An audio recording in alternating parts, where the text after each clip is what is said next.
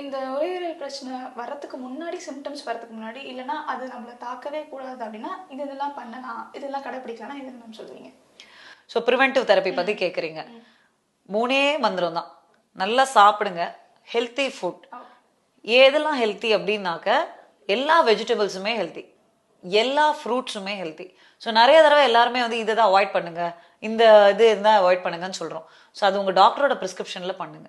இல்லை நமக்கே சாப்பிடும் போது நமக்கு ஒரு அலர்ஜி மாதிரி வருது, இல்லை பிரச்சனை வருது அப்படின்னா கண்டிப்பாக அதை அவாய்ட் பண்ணுங்க. அண்ட் ஒரு சில டைம், இது நான் ஜென்ரலாக சொல்கிறேன், nuts it will have antioxidants. Berries, இந்த செர்ரி பெர்ரி, மல்பெரி, ப்ளூபெரிஸ், எல்லா பெர்ரிஸுமே it will have very rich in antioxidants. So நம்ம குழந்தைங்களையுமே வந்து நம்ம சாப்பிடும்போது எல்லாத்தையுமே சாப்பிட்றதுக்கு பழக்கி விடணும். ஒரு 100 கிராம், அதுக்கு மேலே நம்ம கேட்கல, அது எல்லாமே சாப்பிடும்போது it will be helpful. So எது சாப்பிடக்கூடாது அப்படின்னாக்க, எஸ்பெஷலி இந்த டிஃபிகல்ட் டு டைஜஸ்ட்னு சொல்லுவோம். டிஃபிகல்ட் டு டைஜஸ்ட் அப்படின்னாக்க காம்ப்ளெக்ஸ் கார்போஹைட்ரேட்ஸ் லைக் யோர் இந்த மைதா ரொம்ப நேரம் ஆகும் டைஜஷன் ஆகிறதுக்கு.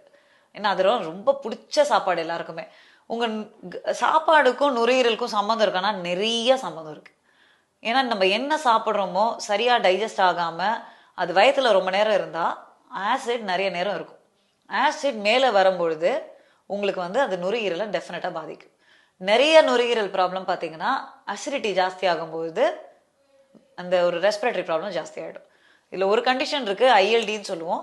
அதில் ஒன் ஆஃப் தி பாஸ்டுலேட்டட், அதாவது யூகிக்கப்படுற one of the causes is acidity. அது ரொம்ப வருஷம் இருக்கும்பொழுது இந்த இன்டர்ஸ்டிஷியல் லங் டிசீஸ் அப்படிங்கிறது வரதுக்கு, இந்த கோவிட்ல நமக்கு ஃபைப்ரோசிஸ் வந்தது இல்லையா, அந்த மாதிரி அது சார்ந்த ஒரு சில வியாதிகள் வந்து அசிடிட்டினால வரலாம்.